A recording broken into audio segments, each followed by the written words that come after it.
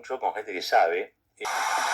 Rapidito, a mí me gusta hablar mucho con gente que sabe. Cuando me llegó su libro, lo comenté aquí al aire, porque la verdad que tiene un abordaje sobre lo que era la irrupción, si se quiere, de la ultraderecha en el mundo y en la Argentina en particular, eh, que creo que fue uno de los primeros, pero además de ser el primero, uno de los más claros en explicar el fenómeno, ¿no? Entonces yo lo recomendé mucho, se llama Alejandro Campos, el libro que yo había recomendado, y que lo vuelvo a recomendar, es El huevo de la serpiente, se llama así, El huevo de la serpiente, incubación, ascenso de los extremismos de derecha. Y ayer estábamos hablando con Gary, y digo, ¿por qué no lo llamamos a Alejandro?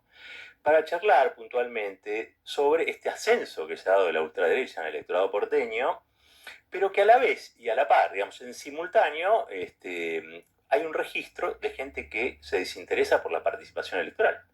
¿No? Digo, son como los dos fenómenos de este domingo. Por un lado, la ultraderecha victoriosa, y por el otro lado, un aumento, un incremento del volumen de aquellos que dicen yo no voy a votar. Porque esto es una decisión, ¿no? Yo no voy a votar. Ahora, ¿qué hay detrás de eso? ¿Son compatibles? ¿Es en simultáneo?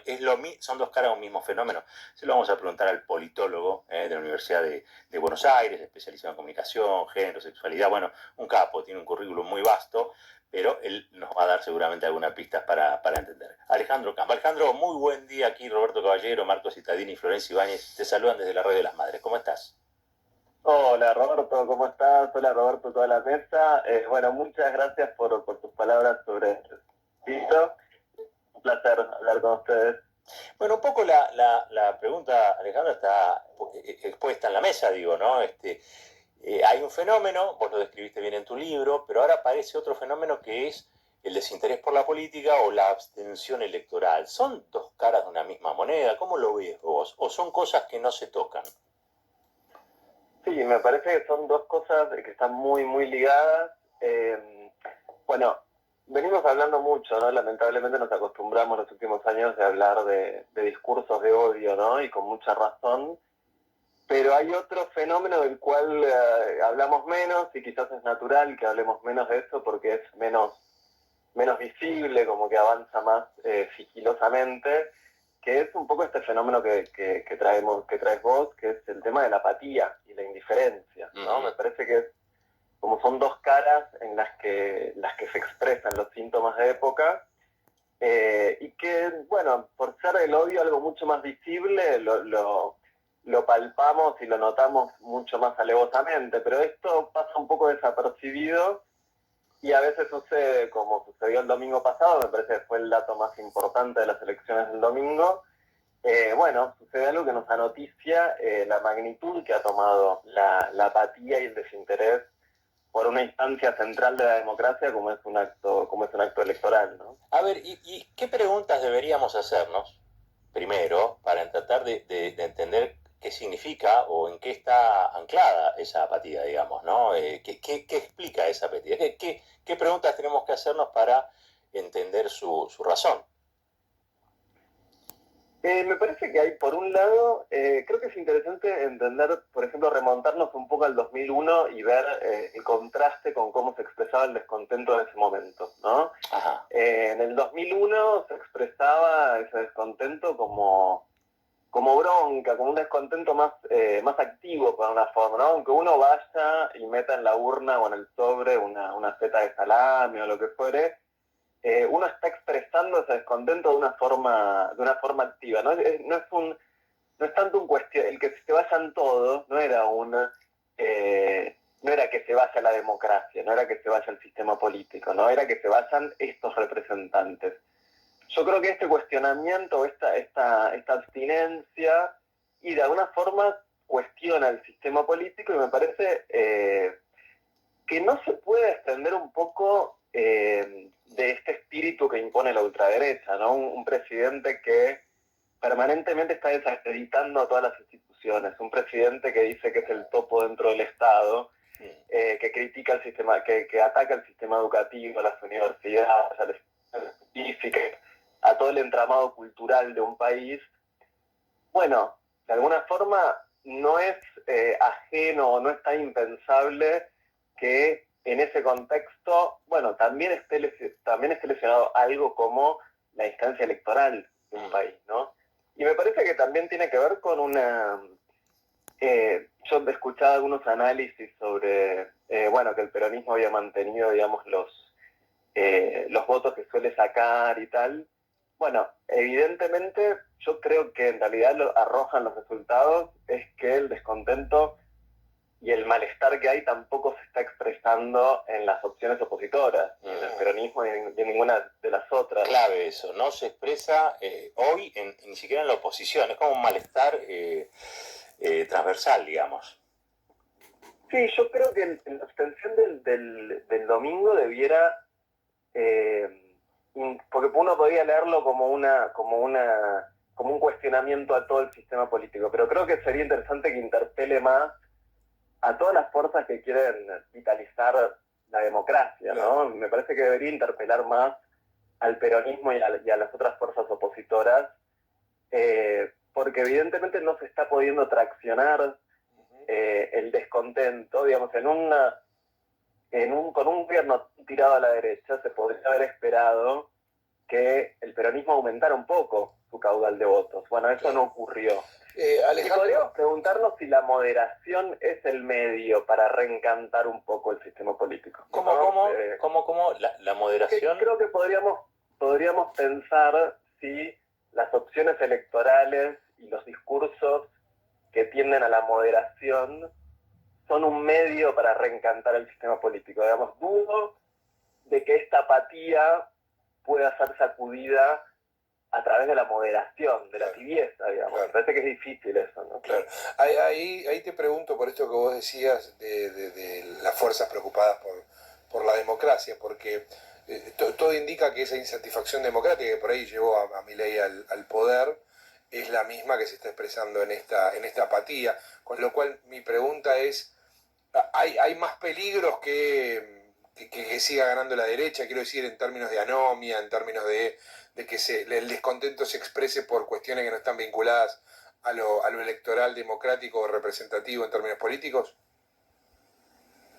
Y me parece que la ultraderecha navega muy bien en este mar de apatía, digamos. Creo que genera como dos cosas. Por un lado, me parece que, bueno, el odio lamentablemente moviliza mucho y es una estrategia de movilización permanente. Y por un lado, moviliza mucho a un sector fanático que bueno, al cual se le añade la movilización del sentimiento antiperonista tradicional y sobre todo en una sociedad como la porteña. Y por otro lado, produce a la vez desmovilización, digamos. Me parece que hay un sector de la sociedad, lo que nos revelan los datos del domingo, es que hay un sector de la sociedad que está muy subrepresentado, porque también podríamos pensar, por ejemplo, la cantidad enorme de personas que el año pasado participamos de marcha, de los conflictos universitarios, de las marchas en apoyo a jubilados, etc. Bueno, ni hablar del 24 de marzo y demás. Bueno, que somos casi todos ciudadanía, pensaríamos, bueno, Capital y del AMBA, ¿no? Sí. Bueno, son personas que probablemente no hayan, debe ser parte de ese universo del electorado que no fue a votar el otro día. Entonces, digamos, es difícil ocultar ese fenómeno de la apatía, ¿no? ¿Qué es lo que está sucediendo y cuáles son las razones, de alguna manera? Me quedo igual con algo que dijiste, todo lo que dijiste es interesante, pero hay una cosa que yo pensaba la otra vez y dije, hay una inercia que es la que nosotros vimos este domingo, y romper con esa inercia significa inmoderarse, más que moderarse, porque la moderación acompaña esa inercia. ¿Estoy en lo correcto, más o menos? Sí, me parece que es clave eso que estás señalando. Digamos, me parece que es que si hay una derrota de alguna forma de ciertos sectores del campo nacional y popular y de otras fuerzas políticas, es entender que la forma de disputar electorado, porque me parece que ese universo que no votó es el universo de votantes y de la sociedad que hay que ir a buscar. Es decir, si el peronismo tiene un margen de crecimiento, es hacia ahí mucho más que hacia disputar a los que ya fueron a votar, ¿no? Claro, ese universo claro. está un poco convencido. Y bueno, la apatía me parece que no se sacude con moderación, es muy difícil, me parece, porque la apatía también da cuenta de un estado de frustración pero que no es una frustración que se expresa como bronca, sino que se mastica un poco a sí misma, ¿no? Entonces, ese estado o de desinterés o de bronca que más que se proyecta como que se introyecta y se queda ahí, bueno, muy difícilmente se ve interpelada por un discurso que también un poco da cuenta de la apatía del momento, ¿no? Como un discurso que no sea capaz de reencantar, incluso aunque no sea, digamos, aunque sea incluso desde el estilo, digo, puede ser una apuesta política un poco más radical, más radical en el sentido, ¿no?, del partido, ¿no? Un poco más radical en términos programáticos, pero también un poco en términos de estilo, ¿no? Y no tanto apelar a una especie de moderación que difícilmente vaya a sacudir y vaya a avispar un poco esa apatía. Entiendo. Alejandro, desde ya, algún día de esto te comprometo, sé que estamos un poco temprano nosotros al aire, ¿no? Temprano, estoy desayunando con ustedes. Pero bueno, un día para que te vengas acá y armar una charlita, quizá un poquito más tarde, digamos, pero armar una charlita con otros así, una especie de conversatorio, porque a mí me interesa mucho indagar en los que... Porque los que fueron a votar un poco se expresaron, ¿no? Y los que no fueron lo hicieron, pero lo hicieron de modo silencioso, no conozco los argumentos. Entonces, quisiera empezar a indagar ahí porque me parece, y en eso acuerdo contigo, ¿no? Ahí hay algo que todavía no podemos delinear, no podemos describir en sus detalles, en sus pliegues más chicos, digamos, ¿no? Pero para eso creo que hay que seguir trabajando en la conversación y en la indagación. Así que te cuento para eso y te quiero agradecer muchísimo estos minutitos en la radio de las madres. Dale, Roberto, cuenten conmigo para eso. Un saludo ahí a toda la mesa. Y bueno, un placer hablar con ustedes. Un saludo para vos y para Cintia también. Bueno, abrazo grande, che. Un abrazo. Alejandro Campos, politólogo, ha escrito un libro, yo se lo recomiendo, se llama El huevo de la serpiente, incubación y ascenso de los extremismos de derecha. Es un libro que salió en paralelo al de Semán, ¿se acuerdan? Estaban todos los intelectuales con el librito bajo el brazo de Semán y no vieron este libro. Está entre nosotros, se llamaba el de Semán. Pero... Exacto. Sí. Y no vieron este libro, ¿no? Porque el de Semán era un poco que le echaba la culpa al kirchnerismo. Sí. Y en cambio, Alejandro Campo, de lo que no sé su adscripción política, no tengo idea, me parece que se lo tomó un poco más en serio. Pues yo estoy un poquito así como agotado de los discursos que todos lo explican porque el kirchnerismo se equivocó, erró, fue soberbio. Ya me cansaron. ¿Saben qué? Yo creo que todos esos discursos que dicen eso son parte del problema. Y como me gustaría encontrar la solución, la vuelta a esto que está pasando, les recomiendo mucho el libro El huevo de la serpiente, incubación y ascenso de los extremismos de derecha de Alejandro Campos. Lo vamos a traer otro día acá, Alejandro, porque hace falta gente nueva que diga cosas interesantes y que le cabrestee un poco, ¿no? O sea, que no le cabrestee a la realidad, quiero decir. Dijo algo que rompe contra toda la lógica actual de la patria consultora. Dijo, no hay que moderarse.